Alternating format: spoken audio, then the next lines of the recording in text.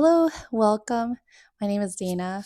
I just wanted to say happy Pentecost to you. I'm really excited about it because we have is my opportunity, my excuse really, to change the colors of the liturgical colors around the house. Now that it's Pentecost, I switched out the table runner to be red and all of the candles to be red. And Pentecost is 7 weeks long, so technically I should have 7 red candles, but I only have two candelabras that hold 3 candles each, so there's 6. And I just put a small tea light candle that I light it up during when I'm doing chores and stuff, and that's usually like my prayers that I want to send up to heaven while I'm doing my chore suffering. So that will be the 7th candle for now until eventually, if I ever get around to it, to buying a single taper candle holder.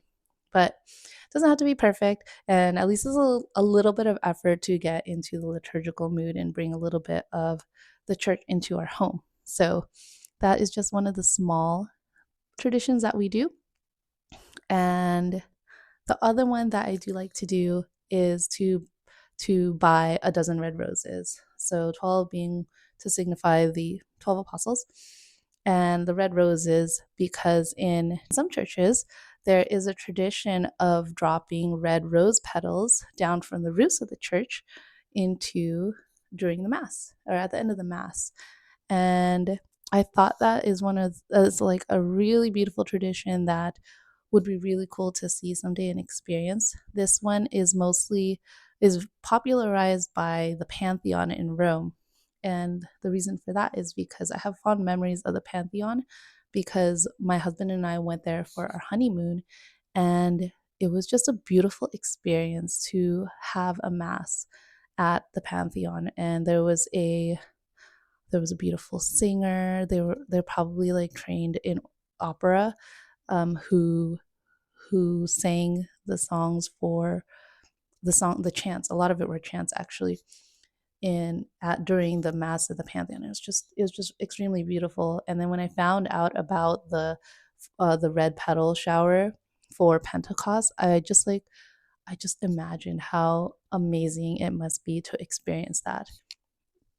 So that is one of the things that I'm trying to bring into art in our little domestic home. And I think my boys are a little bit young now, so one is 4 and one is 2. But every year I'll be like, the one thing I want for Pentecost is to bring red roses. That's just a small little thing, and it's pretty inexpensive to do all of that. So I think that is one of the things that we're focusing in our home to just do, to just celebrate with the church seasons in at least a small way. So that is it for as far as our Pentecostal traditions. But yeah, we have 7 weeks of Pentecost, so that's a good time to enjoy red. And then afterwards, we'll switch all of the tablecloths back to green, and I'll probably switch the candles to white, so green for ordinary time. And I'll let you know more about that when we get there. I think that's all I really have to share. Happy Pentecost to you. Have a blessed day. Take care.